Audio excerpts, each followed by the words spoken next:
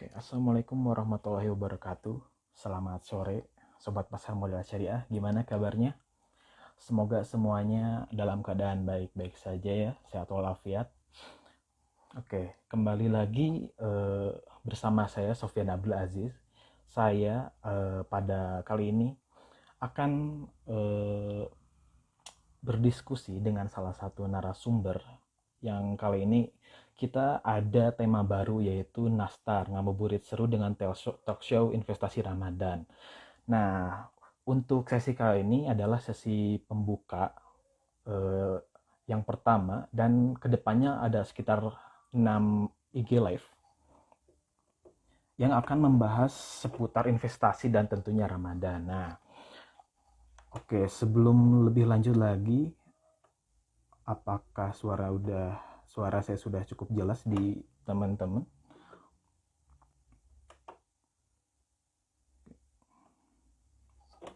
Oke. Nah, buat sobat pasar modal syariah yang baru memulai investasi ini, nah teman-teman boleh cek highlight pasar modal syariah yang terbaru. Nah, karena di highlight yang sekarang tuh ada tambahan beberapa informasi mengenai apa saja sih persiapan tentang yang perlu dilakukan untuk berinvestasi dan apa aja sih produk-produk investasi syariah yang ada di Indonesia ini. Nah, oke. Kemudian selanjutnya, oke.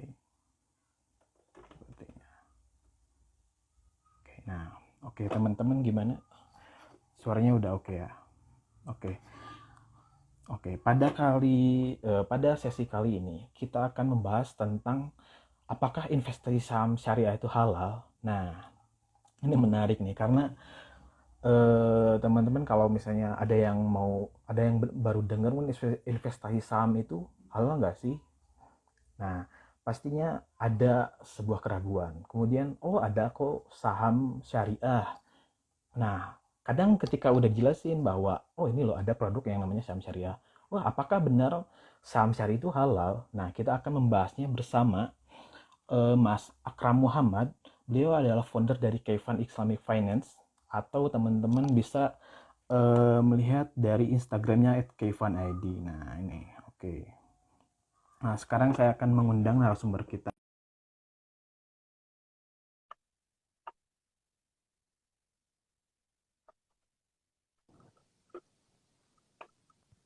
Nah, halo, Assalamualaikum Mas Akram. Waalaikumsalam Mas Sofyan. Oke. Bagaimana kabarnya Mas? Alhamdulillah baik Mas. Di sana Alhamdulillah. Mas Akram gimana baik juga Mas. Oke, cuaca Alhamdulillah cerah Mas. ya Mas. Insya Allah nih Mas. Mudah-mudahan Oke, tidak ada gangguan sama sekali di cuaca ya. oke. Semoga pada IGLF ini lancar ya sampai akhirnya. Oke, teman-teman, beliau adalah Mas Akram Muhammad. Beliau adalah founder dari Kayfan Islamic Finance. Tahu teman-teman, tahu boleh follow juga nih, Instagramnya @kayfan.id ya. Oke, Mas Akram. Mungkin kita perkenalan dulu ya. Mungkin Mas Akram boleh jelasin nih, Kayfan nih ID itu apa sih Mas? Baik Mas. Sang mengenali. Baik. Bismillahirrahmanirrahim. Assalamualaikum warahmatullahi wabarakatuh. Baik, Kevin ID itu bermula di tahun 2020. Waktu itu kita masih melihat kesadaran masyarakat yang kebetulan mulai tumbuh nih tentang pentingnya sebuah kehalalan transaksi, kehalalan sebuah produk finansial. Namun kita melihat pada tahun itu masih sangat minim nih akun-akun edukasi, media-media yang berbasis Instagram yang melakukan edukasi secara benar, secara dengan sesuai dengan prinsip-prinsip ataupun dengan fatwa-fatwa yang sudah diperlakukan. Melihat kondisi pada saat itu ya kita takut masyarakat kita semakin jauh, semakin anti dengan yang namanya produk-produk keuangan yang dikatakan berlabel syariah.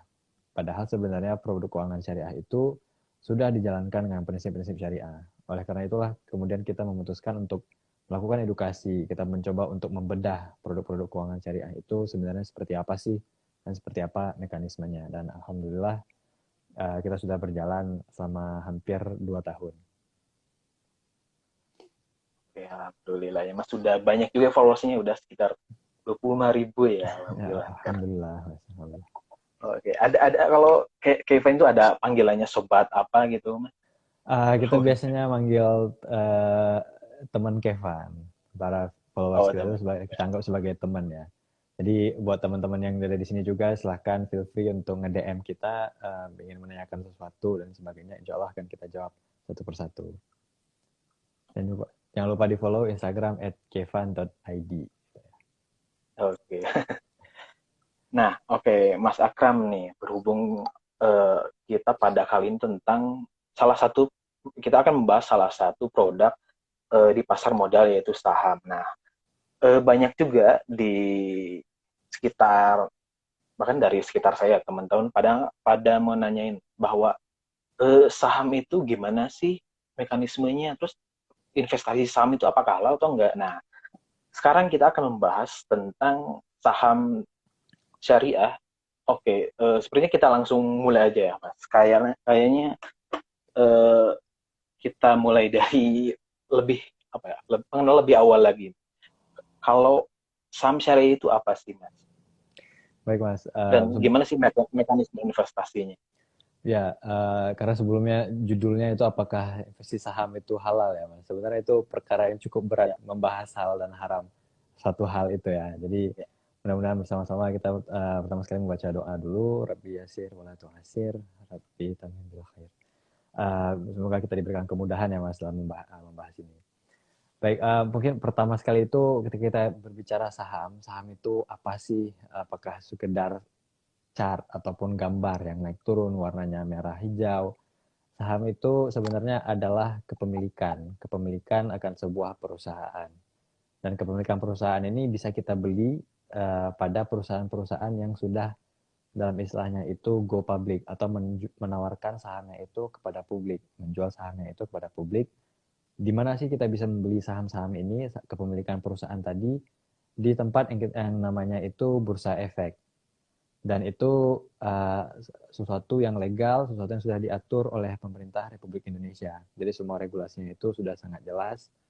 Dan pada perusahaan-perusahaan ini, kepemilikan perusahaan ini yang kita namakan saham itu, ada kriteria. Kriteria inilah yang kemudian kita sebut sebagai saham syariah. Kriteria seperti apa sih saham syariah itu? Yaitu saham-saham yang tidak bertentangan dengan prinsip-prinsip yang dilarang oleh syariah. Jadi buat teman-teman untuk membuka ini, saya ingin mengatakan bahwa ketika kita berbicara tentang sebuah transaksi muamalah, itu hukum awalnya adalah boleh sampai ada dalil yang mengharamkan. Jadi saham syariah itu adalah saham yang tidak bertentangan, yang tidak ada larangan, yang tidak dilarang di dalam syariah tadi. Oke, Mas Akram. Nah, kemudian apa sih yang membedakan antara saham konvensional yang ada di Bursa Efek Indonesia dengan saham syariahnya? Baik, yang membedakan itu ya Mas, kalau misalnya kita yang pertama itu kalau cara membedakan antara saham konvensional dengan saham syariah itu yang pertama yang paling gampang itu adalah dari daftar yang dirilis oleh Bursa Efek, cara membedakannya. Ada yang kita kenal sebagai Indeks Saham Syariah Indonesia, di mana di sana kita bisa melihat saham-saham yang sudah sesuai dengan saham syariah. Dan itu menjadi salah satu cara paling mudah untuk membedakan antara saham konvensional dengan saham syariah. Dan satu lagi cara yang sudah cukup berkembang saat ini adalah dengan adanya Syariah Online Trading System atau SOTS. Jadi saat teman-teman membuka ataupun ingin membuka sebuah akun untuk bertransaksi saham itu, teman-teman bisa memilih opsi yaitu akun syariah, di mana akun syariah itu hanya mengizinkan atau memperbolehkan teman-teman untuk membeli saham-saham yang termasuk dalam saham syariah. Jadi mungkin itu Mas cara paling gampang untuk membedakan antara saham syariah dan saham yang non syariah. Oh iya, Mas. Nah, sedikit info nih buat teman-teman kalau misalkan teman-teman mau membuka rekening akun syariah, nah teman-teman bisa cek di link bio-nya Pasar Modal Syariah. Nah, di situ ada link yang mengalihkan ke website Ide Islamik. Nah, di situ ada banyak informasi terkait SOTS dan kemudian sekuritas apa aja sih yang sudah menyediakan layanan syariah online trading system ini. Nah, kemudian oh iya, teman-teman juga boleh dicek juga ada daftar efek syariah yang diterbitkan oleh OJK yang nah ini tuh daftar ini tuh akan dipublish setiap 2 periode dalam setahun. Nah, teman-teman bisa cek di situ juga. Nah, oke Mas.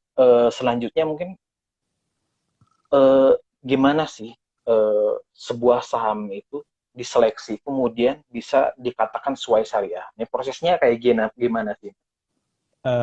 Proses menyeleksi saham syariah. Yang pertama itu, Mas, ada kita kenal perusahaan yang memang dari anggaran dasar berdirinya perusahaan tersebut, dia menyatakan dengan sangat jelas bahwa kami adalah perusahaan yang menjalankan bisnis sesuai dengan prinsip-prinsip syariah. Jadi perusahaan ini dari perusahaannya itu sendiri sudah murni ingin menjalankan bisnisnya sebagai perusahaan syariah. Dan itu kemudian ketika perusahaan ini melantai di bursa atau menjual sahamnya ke publik, saham dari perusahaan jenis ini otomatis dia akan masuk sebagai saham syariah secara sendirinya. Itu satu kategori. Dan kategori selanjutnya lagi adalah sesuatu yang kita kenal sebagai yang namanya screening syariah atau proses seleksi syariah. Jadi berdasarkan dengan peraturan OJK sudah diterapkan sebuah mekanisme tertentu nih kriteria-kriteria di mana kemudian dilakukan screening. Screening ini yaitu melihat seluruh emiten ataupun melihat seluruh saham-saham yang ada di bursa efek kita, di pasar bursa efek Indonesia. Dan di situ kemudian dengan kriteria-kriteria itulah kemudian tersaring perusahaan-perusahaan yang ada dan kemudian itulah kemudian menjadi yang kita kenal sebagai saham syariah atau indeks saham syariah yang seperti kita kenal ini. Nah, seperti apa sih prosesnya itu? Yang pertama sekali dilakukan adalah proses yang kita kenal sebagai business screening, yaitu kita melihat perusahaan-perusahaan yang bisnis utamanya itu tidak bertentangan dengan nilai-nilai syariah.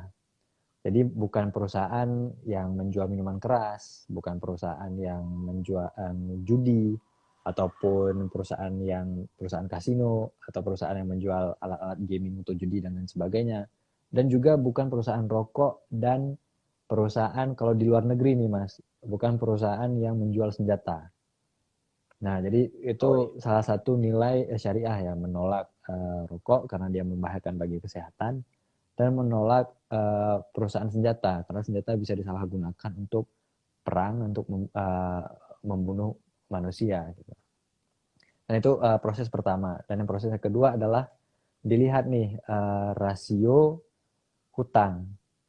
Rasio hutang yang tidak boleh lebih dari 45% dari total keseluruhan asetnya. Kenapa hutang ini penting? Utang ini dikarenakan perusahaan-perusahaan tersebut dalam permodalan yang kita sebut dengan modal kerjanya meminjam uang dari bank konvensional yang memiliki sistem transaksi menggunakan bunga bank. Dan kita sudah hampir sepakat bahwa bunga bank itu adalah riba. Jadinya dalam perusahaan itu masih terdapat unsur bunga bank tadi yang oleh ulama-ulama kita, mereka melakukan proses yang namanya ijtihad, mencoba mencari suatu hukum pada permasalahan-permasalahan baru, dan mereka memutuskan tidak boleh lebih dari 45% nilai hutang dari total keseluruhan aset.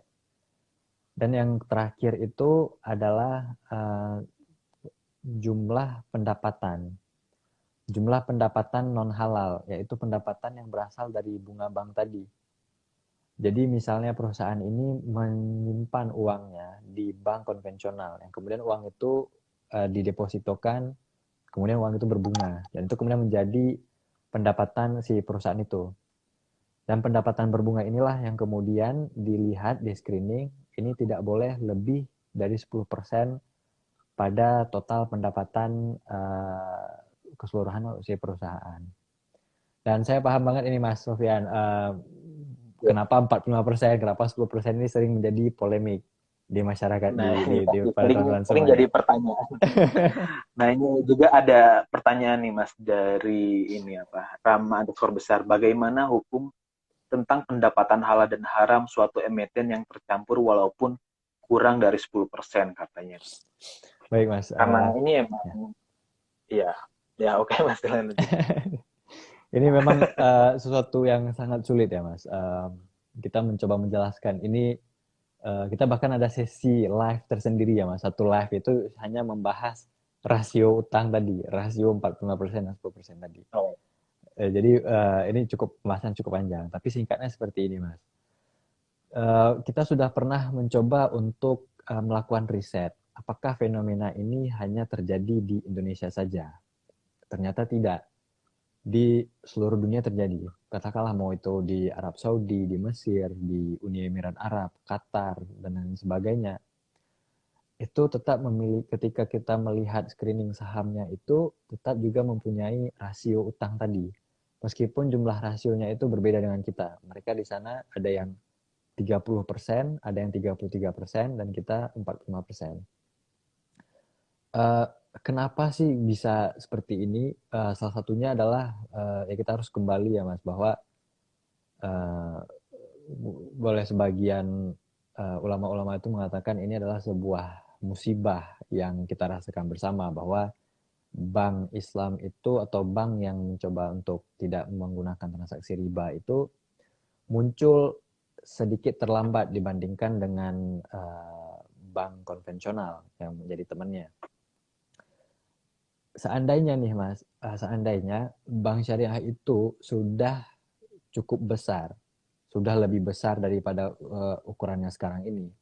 Jadinya perusahaan-perusahaan yang ada di bursa efek itu, mereka tidak lagi meminjam pada bank konvensional misalnya, secara imajinasi aja nih. Otomatis rasio utang bunga 45% itu akan hilang dengan sendirinya, karena dia meminjam ataupun mengambil dana. Kalau di bank syariah itu mendapatkan pendanaan. Karena kalau pinjaman itu ada berbunga menjadi riba, tapi mereka mendapatkan pendanaan dari sumber yang halal. Dan itu jarang banget kita ngebahas bagaimana sih caranya supaya rasio itu hilang. Tapi kita sibuk fokus pada pembahasan apakah ini sudah sesuai syariah atau tidak sesuai syariah, seperti itu. Dan juga satu lagi caranya adalah ya dengan kita lebih banyak mengedukasi para pengusaha dan juga kita menumbuhkan nilai-nilai syariah dalam kehidupan kita, sehingga ketika kita mendirikan sebuah perusahaan, di anggaran dasarnya itu sudah tertulis dan jelas bahwa kita menjalankan perusahaan ini dengan prinsip-prinsip syariah, sehingga kita tidak meminjam ataupun menggunakan dana yang dalam dana ini ada bunga tersebut. Jadinya insya Allah dengan sendirinya akan hilang nih yang namanya rasio utang berbunga 45% tadi, dan juga rasio pendapatan 10% tadi yang non halal. Mungkin oke seperti Mas. itu. Jadi Mudah-mudahan bisa menjawab. ya insya Allah semoga kedepannya kita juga kita punya kontribusi juga ya Mas. Kita mulai beralih ke tabungan syariah seperti itu ya Mas. Iya, Karena perusahaan juga suatu bank itu mereka nggak punya dana sendiri, mereka punya dana pihak ketiga yang dimana dana itu adalah dana dari nasabah. Jadi ketika kita apa ya masyarakat sudah banyak yang menabung di bank syariah, kemudian ekonomi syariah ini kita ini kan akan meningkat ya Mas. Nah seperti yang tadi Mas Akram tadi akan secara sendirinya para pengusaha ini bisa juga sekarang pasar modal ini alternatif ya pembiaya pendanaan sumber pendanaan bagi perusahaan. Nah yang ada ketika misalnya ada kebutuhan, nah mereka tuh para pengusaha ini minjamnya ke bank syariah juga. Betul ya. iya Mas. Oke teman-teman kalau misalkan ada yang mau bertanya boleh silakan di chat di kolom komentar atau di kolom question. Nah, oke selanjutnya jadi pertanyaannya apakah investasi saham itu halal meskipun ya tadi ada sempat pembahasan rasio-rasio tadi ya gimana? Baik, saya pribadi itu ya meyakini bahwa investasi saham syariah itu termasuk halal. Uh, Nah, meskipun dan itu juga sesuai dengan Mas ya, dengan fatwa-fatwa dari Majelis Ulama Indonesia, fatwa yang digunakan di Arab Saudi, di Qatar, di UAE, dan kalau kita punya yang namanya MUI, DSN MUI, lembaga dunia itu ada yang namanya AOIV, Accounting and Auditing Organization for Islamic Finance Institution, seperti itu ya. Jadi kayak lembaga sentral, dan mereka juga mengeluarkan seperti semacam guideline, semacam framework bahwa seperti inilah kriteria saham syariah, dan mereka juga menerima gitu kriteria saham syariah yang masih memiliki rasio utang berbunga tadi. Meskipun Mas tidak menutup kemungkinan ketika kita bertemu nih sama ustadz yang lain, sama guru kita yang lain, ataupun ulama kita yang lain, mereka menolak gitu. Mereka mengatakan saham syariah ini tidak sesuai syariah karena masih ada bunga di sana. Tidak masalah begitu ya, kita terima pandangan beliau. Artinya beliau mengatakan saham syariah yang masih memiliki rasio tadi Mas, rasio 45% dan rasio 10%. Tapi kalau kita lihat lebih dalam lagi nih, di dalam indeks saham syariah kita, dalam bursa efek kita, itu ada perusahaan-perusahaan yang memang yang sesuai dengan kriteria yang pertama tadi. Dalam anggaran dasarnya mengatakan kami perusahaan yang menjalankan bisnis secara syariah dan setiap transaksi kami tidak bertentangan dengan prinsip syariah. Dan kalau nggak salah saya sekarang udah ada 5 emiten yang seperti itu. Jadi itu salah satu alternatif nih Mas. Kalau misalnya tidak nyaman dengan investasi saham syariah yang menggunakan rasio tadi. Ada kok perusahaan yang murni bertransaksi secara syariah. Dan ya mungkin itu sih Mas. Oke, Mas Akram. Mungkin itu sudah cukup menjawab ya teman-teman. Nah, oke, selanjutnya gimana sih mekanisme investasi saham ditinjau dari prinsip syariah nih? Baik Mas.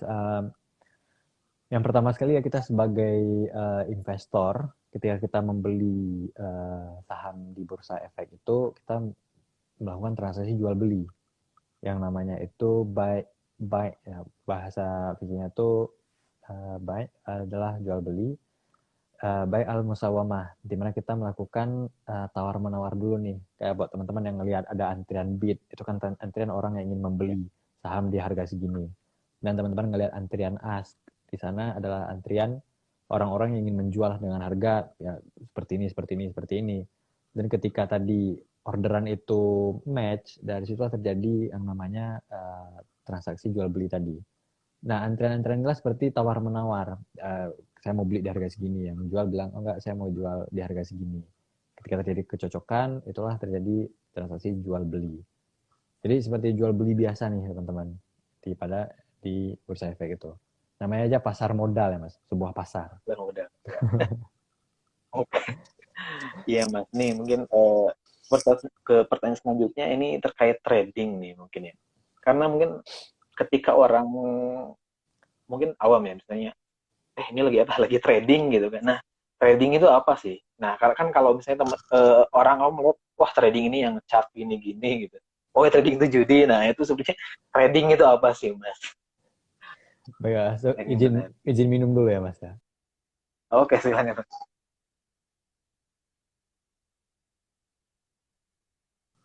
Baik Mas ya, ini kebetulan ini saya sedikit harus membersihkan ya kata trading itu. Berhubung Iya. di mungkin dalam sebulan kemarin kita dihebohkan dengan sebuah berita atas sebuah platform yang disinyalir sebagai platform judi. Tapi kemudian platform judi ini dipromosikan sebagai dalam tanda kutip trading. Trading. Padahal dia tidak sama sekali melakukan trading. Dan bahkan kalau kita terus lebih dalam lagi, mungkin Mas, pejudi sendiri pun bakalan marah gitu kalau mereka disamakan dengan platform itu, karena memang Iya. jelas banget itu sebuah penipuan ya. Ada sebuah penipuan di sana. Jadi trading itu apa sih sebenarnya? Trading itu adalah jual beli ya. Jual beli. Jadi ada saya pembeli, ada barang yang ingin saya beli dan ada penjual di sebelah sana. Dan itu 100% berbeda dengan judi, di mana judi kita tidak memiliki barang yang akan kita beli. Judi, kalau kita coba kita pahami dulu judi itu apa. Judi itu misalnya saya punya uang 100 dan teman saya juga punya uang 100. Kemudian kita bersama-sama nih melakukan permainan dengan mengatakan, oke, tim yang menang nanti malam nih ada sepak bola, semua akan mendapatkan seluruh uang ini, 100 sama 100 ini kita pasang di sana. Yang menang akan mendapatkan uang itu semua, yang kalah dia tidak mendapatkan apa-apa. Dia kehilangan uangnya 100. Itu judi. Atau kalau bahasa kerennya sekarang itu zero sum game ya, ada satu orang yang pasti rugi.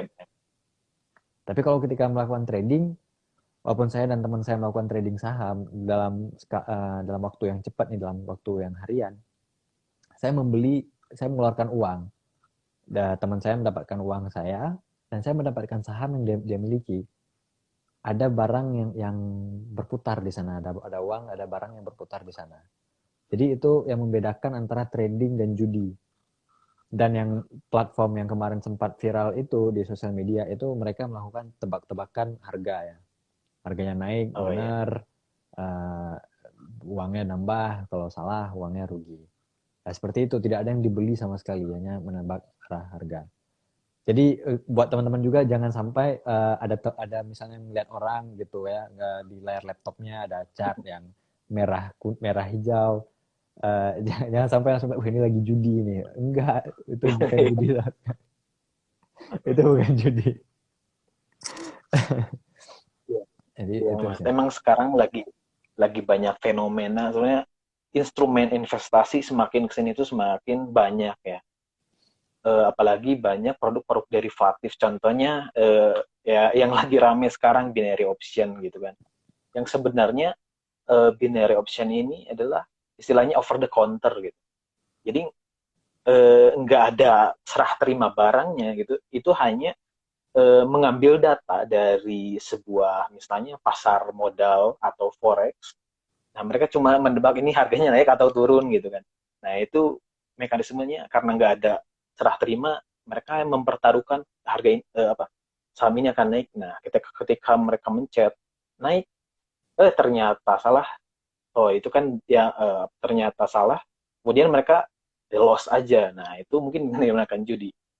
Nah, sedangkan kalau misalnya di pasar, saya beli tahu nih. Itu juga adalah buat trading ya, Mas. Bahasa kerennya. Ya, Itu juga dalam fikih muamalah juga tidak ada batasan ya, Mas.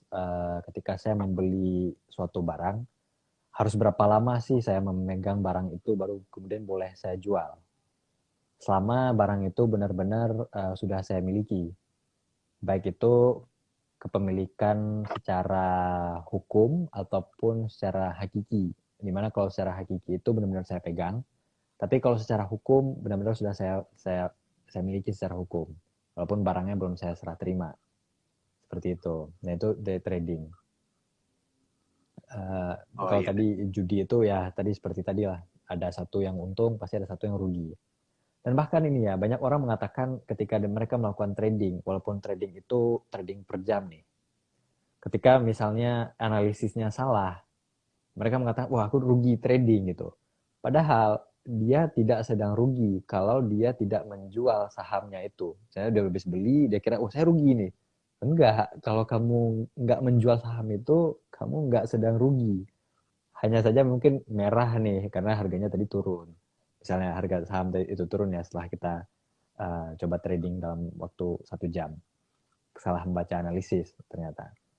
Ya, ya, mungkin itu disebutnya Pak floating loss ya. Floating Jadi loss. Ya. ya kerugian. Jadi kan di saham itu ada floating, ada realis. Kalau yang misalnya belum dijual berarti ya biasanya floating loss ya. Kalau Floating misalnya loss. merah, terus kalau misalnya hijau floating profitnya itu Floating masih profit. mengambang ya, belum belum dijual ya. Belum dijual. Oke. Ini ada pertanyaan juga tadi dari sapu.tra 4177. Assalamualaikum Bang. Mau nanya bagaimana hukumnya jual beli saham syariah dalam waktu menit atau detik ya. Mungkin tadi udah dijelasin ya sama Mas Akram. bahwa sebenarnya dalam muamalah nggak ada rentang waktu ya. Tidak ada Artinya, rentang waktu.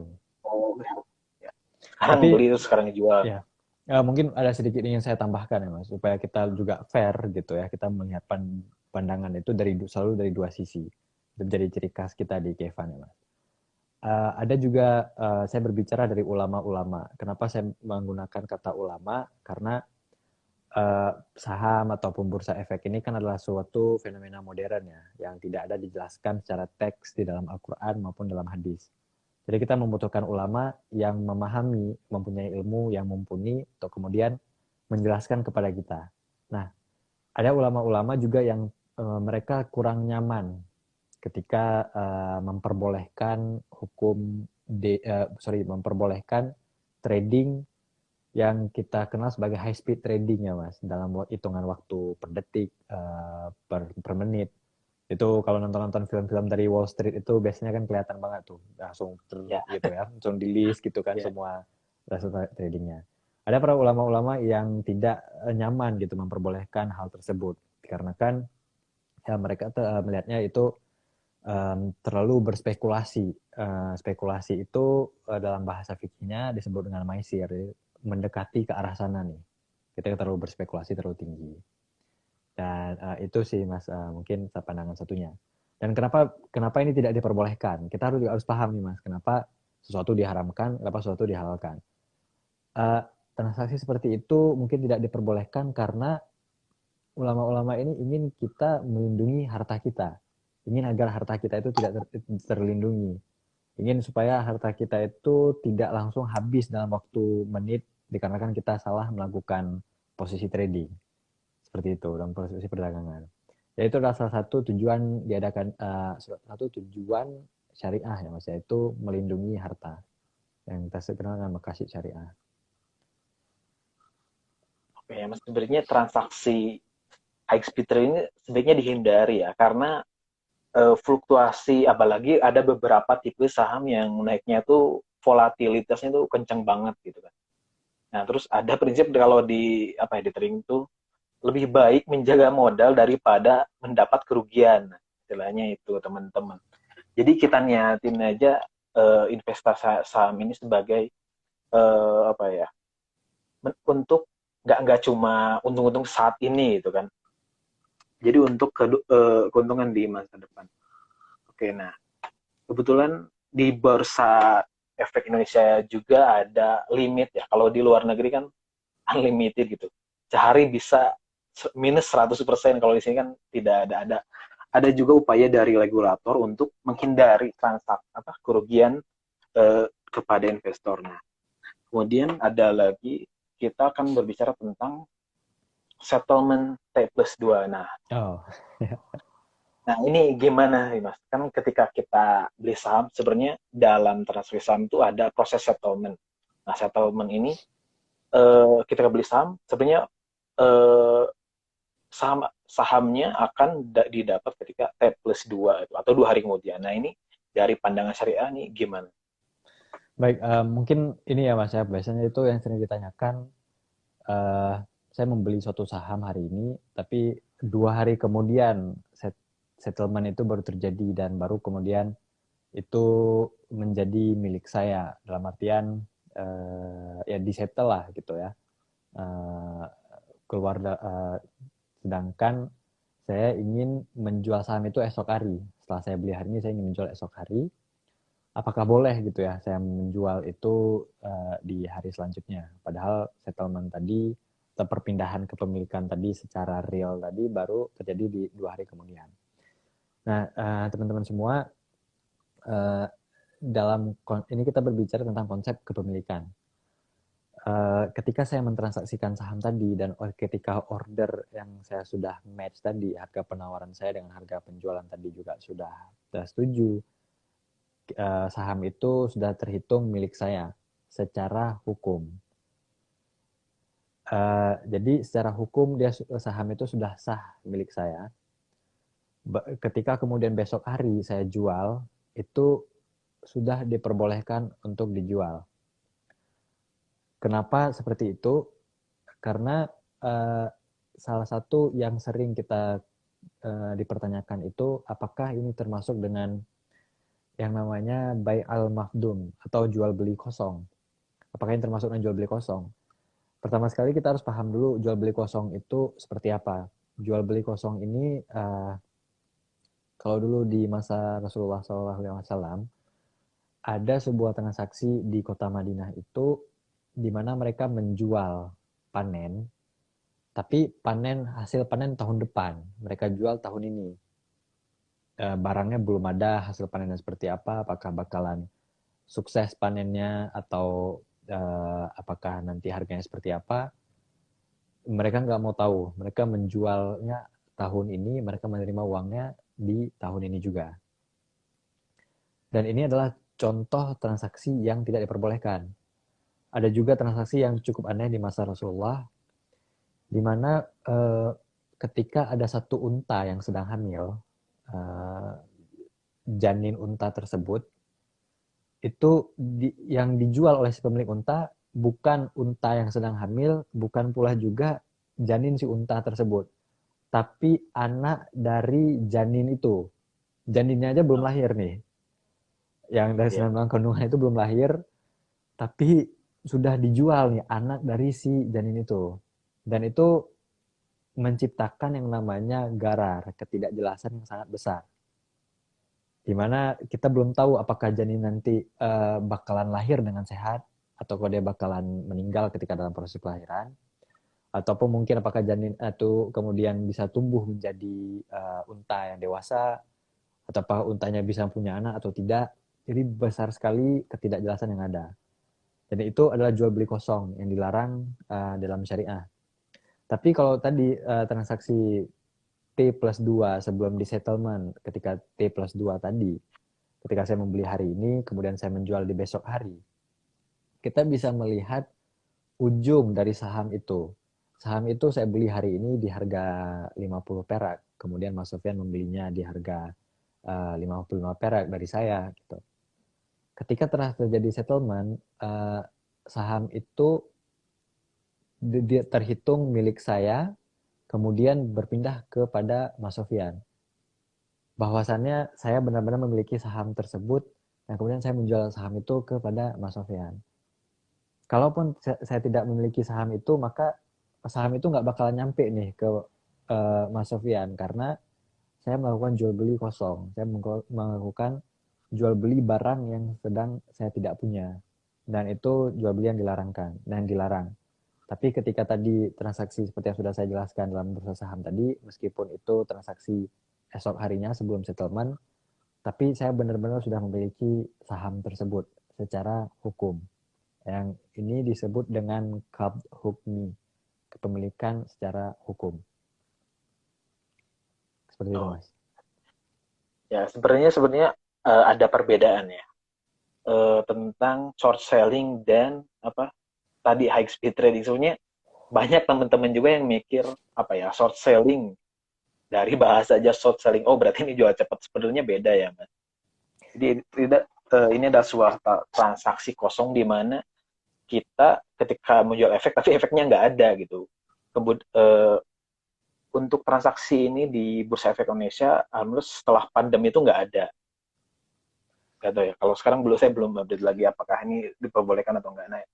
Nah, risikonya sebenarnya ini lebih berbahaya ya, Mas. Karena kalau kita beli saham, kemudian paling turun itu ya 50, di saham di harga 50. Kalau short selling, itu tak terhingga. Jadi kalau ruginya tuh ketika harganya kita berharap turun, ini harganya malah naik gitu. Apalagi di bursa luar, nah ini harganya tuh unlimited ya, tidak ada batas ARB atau ARA. Ya, banyak ya juga teman-teman yang salah ini ya Mas ya, ketika membahas istilah-istilah di bursa saham itu ya. Kita kenal namanya long position, short selling. Ya short position itu ya kita menjual, long position itu ya kita membeli gitu kan. Ya short selling itu kita menjual sesuatu saham yang kita tidak miliki. Jadi teman-teman ya ini salah satu engineering finansial ya Mas, bisa mengotak-atik finansial di mana kita meminjam dulu nih saham tadi. Kita nggak memiliki saham itu, kita meminjam saham tersebut, kemudian kita jual. harapannya adalah harganya itu turun.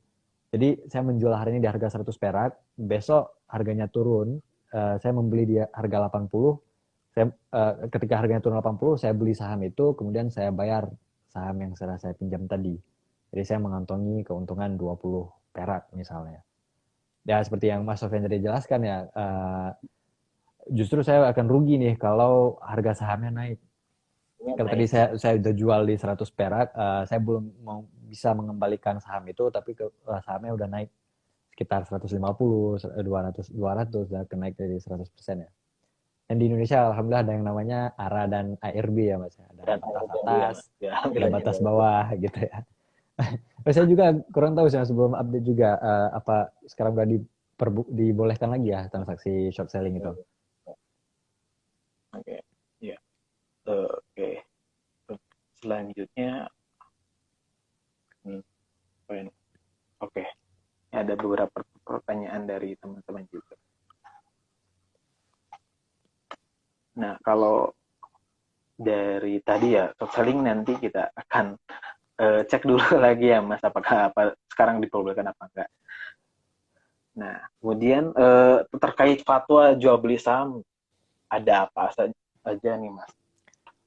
Yang ada satu ya fatwa yang cukup panjang dari Majelis Ulama Indonesia kita, fatwa DSN MUI nomor 80 tahun 2011. Itu membahas mekanisme perdagangan saham di Bursa Efek kita. Dan itu menjadi fatwa utama ya, pegangan utama untuk tentang batasan-batasan yang diperbolehkan dan juga tidak diperbolehkan dalam hal transaksi saham. Itu fatwa dari DSN MUI kita. Dan sebenarnya juga di DSN MUI kita itu sudah cukup ini ya, kalau kata kemarin saya pernah diskusi sama seorang teman, mereka cukup komprehensif membahas fatwa itu. Jadi ketika menerbitkan sebuah fatwa itu dijabarkan dulu yang pertama sekali ayat Al-Quran, terus sunnah, hadis, pendapat-pendapat para ulama dan ulama klasik, ulama modern, kemudian ada kaidah-kaidah fikih yang dibahas. Kemudian mereka memutuskan. Ketika memutuskan itu teman-teman bisa melihat sendiri perincian apa-apa saja sih poin-poin yang ada di sana. Dan fatwa tentang saham ini termasuk fatwa yang cukup panjang sih Mas, sekitar 17 halaman. Dan kalau nggak salah saya itu di satu buku itu dikatakan hampir sekitar 14% dari total fatwa yang diliris oleh DSN MUI itu tentang pasar modal. Jadi cukup banyak nih fatwa yang tentang pasar modal. Oke. Ini pertanyaan terakhir dari saya nih Mas. Langkah apa saja yang perlu investor pertimbangkan saat melakukan atau mau berinvestasi di saham syariah ini? Yang pertama sekali itu belajar ya Mas ya. Terkadang kita terlalu menganggap sepele mengenai investasi saham ini. Belajar itu menjadi hal yang sangat penting, terutama ketika kita mengetahui seperti apa sih sebenarnya style ataupun tipe kita sebagai seorang investor. Misalnya saya pribadi bukan orang yang menyukai resiko. Otomatis saya tidak akan melakukan yang namanya trading, ataupun juga saya tidak akan membeli saham-saham yang beresiko tinggi. Jadi pertama sekali itu kita kenali dulu diri kita itu seperti apa, dan kemudian kita mengenali juga sebenarnya saham itu apa sih, pasar modal itu apa sih, kemungkinan kita bisa rugi itu seperti apa, kemungkinan kita bisa untung itu seperti apa. Dan juga kemudian setelah kita belajar tentang pasar modal itu, langkah keduanya adalah menyiapkan uang dingin, yaitu memang uang yang kita peruntukkan untuk investasi, bukan uang sekolah anak, bukan uang dapur, bukan uang untuk membayar uang kuliah, dan juga jangan pernah menggunakan yang namanya pinjaman. Karena untung dari sebuah investasi itu, terutama investasi saham, masih belum pasti. Tapi yang namanya pinjaman itu udah harus pasti kita kembalikan. Baik. Jadi itu benar-benar harus di ini sekali ya. Dan yang kedua ya tentu saja mempelajari saham-saham mana saja sih yang termasuk saham syariah dan saham bukan syariah. Oke, Mas Akram, terima kasih penjelasannya. Oke, sekarang saatnya ini ada beberapa pertanyaan dari followers juga nih, Mas. Dari Farhan.Sumarken Bogor. Saat ini apakah ada saham yang tidak melakukan pinjaman modal dari bank konven? Baik, sebelumnya saya ingin bertanya dulu Mas, ini kalau saya jelaskan nanti saya bakalan emitennya, oh ini ternyata gitu nanti. Oh, ya mungkin mungkin teman-teman boleh dicek juga di daftar efek syariah ya. Di Ya, situ sebenarnya ada perusahaan yang saham yang apa ya istilahnya ini udah berdasarkan prinsip syariah gitu. Mereka udah menyatakan dalam ADART-nya apa namanya berdasarkan prinsip syariah. Tapi sebagian besar mungkin ada juga apa ya, sebagian besar ya kita masih apa ya namanya meminjam dari bank konvensional karena keterbatasan dari bank syariahnya juga. mungkin kalau saran dari saya mungkin teman-teman bisa baca buku-buku yang membahas tentang pasar modal syariah. Nah, di sana teman-teman bisa menemukan nih saham-saham yang tadi, yang seperti yang dicari tadi ya, di sana gitu. Karena di sini kalau kita bahas nanti akan tersebut nama emitennya. Ya, ya nanti kita pom-pom lagi Kita jadi emitennya. pom-pom gitu kan. Tiba-tiba besok naik Iya. nih harganya gara-gara kita Oh, ya. iya. Oke Mas, kemudian apa gini? Oh ya dari STFDS ya. Assalamualaikum Mas, berarti secara keseluruhan untuk terhindar dari hukum haramnya sebuah trading di saham, alangkah baiknya kita investasi jangka panjang ya Mas. Untuk menghindari hal sebenarnya bukan hanya riba ya Mas, di dalam transaksi bursa efek itu ada transaksi yang dilarang seperti tadi short selling. Seperti tadi juga misalnya kita margin trading, melakukan margin trading itu juga diharamkan. Nah, cara yang paling aman itu adalah menggunakan yang namanya syariah online trading system. Jadi kalau teman-teman tidak terlalu paham nih kaidah-kaidahnya atau tidak terlalu paham ilmunya, saran saya itu adalah menggunakan SOTS, Syariah Online Trading System, dari sebuah sekuritas. Di sana memang ketika teman-teman melakukan transaksi yang tidak sesuai dengan prinsip syariah, itu akan otomatis di-reject. Dan terlebih mengenai pilihan untuk trading atau investing, itu saya kembalikan kepada teman-teman sendiri nih. Dan ya kecenderungan kita di mana sih. Tapi yang jelas, trading itu sesuatu yang sulit ya Mas. Tidak mudah namanya trading. Ya. Buat teman-teman sebaiknya apa ya bisa membuka akun di rekening SOTS ya, Syariah Online Trading System. Nah, sekuritas apa aja sih yang sudah menyediakan fasilitas ini? Nah, teman-teman boleh cek link di bio Instagram Pasar Modal Syariah, kemudian ada daftar ABOSOTS. Nah, teman-teman bisa buka rekening di situ. Oke, selanjutnya mungkin, nggak kerasa nih Mas, waktunya 10 menit lagi. Ini pembahasannya emang seru nih terkait saham. Ini pertanyaan juga ini sebenarnya masih banyak. Cuman saya pilihin dulu biar apa ya, Siap. tidak melenceng dari pembahasan kali ini. Oke, ini ada dari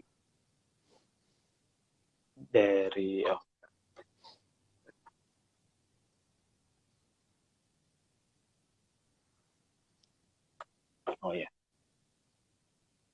ada dari masih beri Mas Farhan, bagaimana caranya agar tahu sebuah emiten itu menggunakan pinjaman bank syariah saja kalau.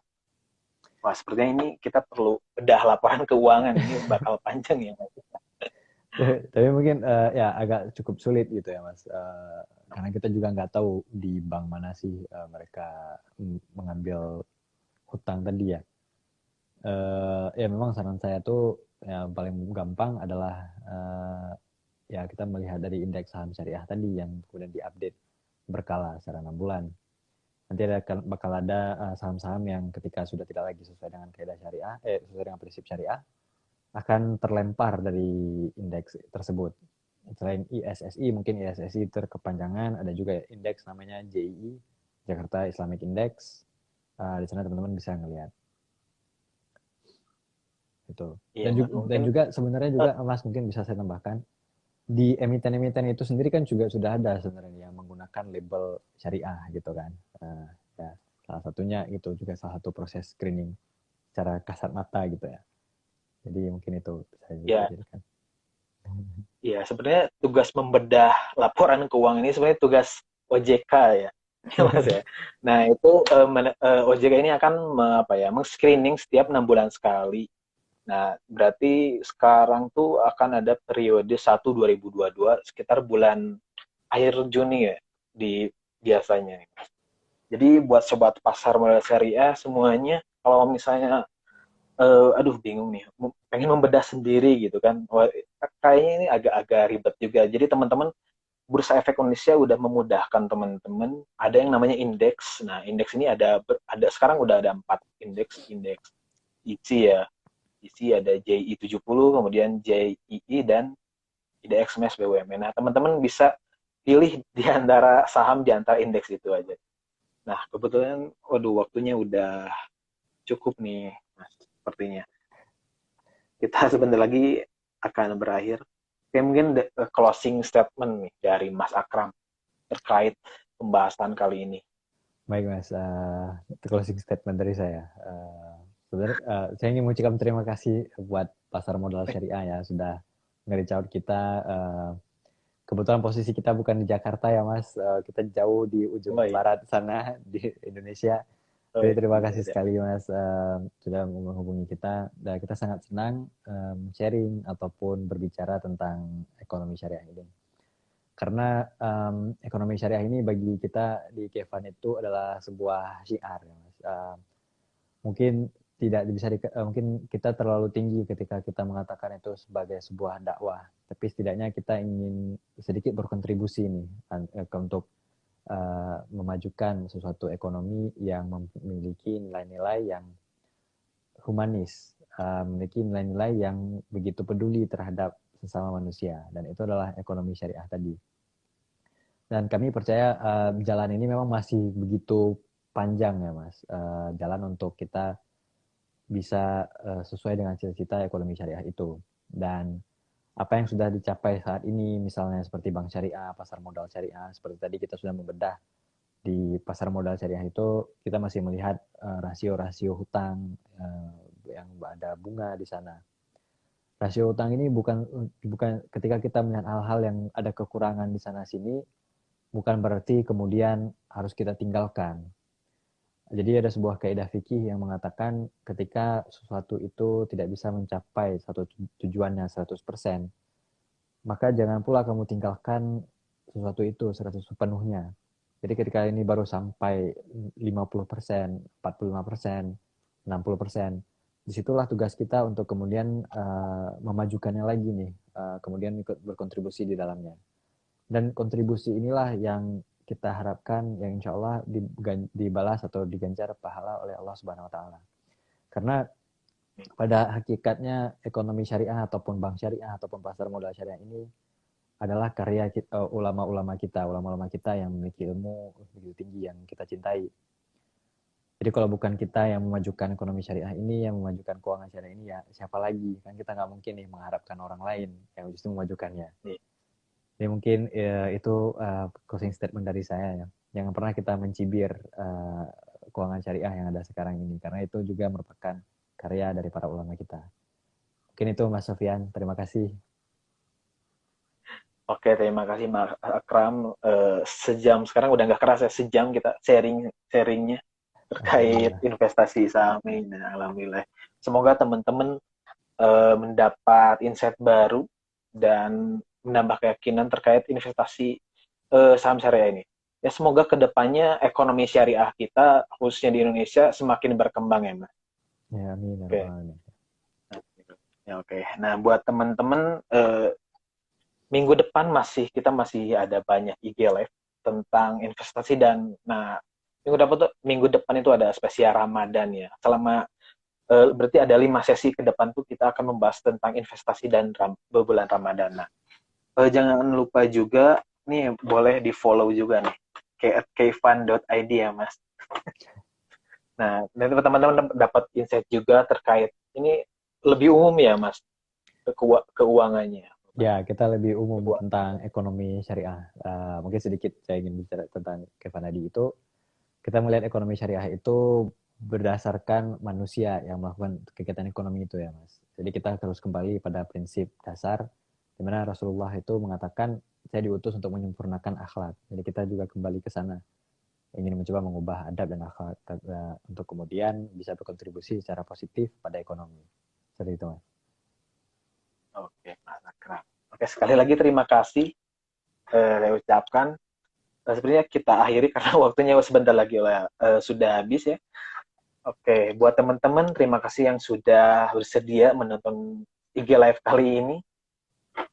Semoga IG Live hari ini bermanfaat, dan nantikan IG Live ke depannya juga ya. Oke, nah. Oke, terakhir saya tutup dengan salam. Ya, Assalamualaikum warahmatullahi wabarakatuh. Waalaikumsalam.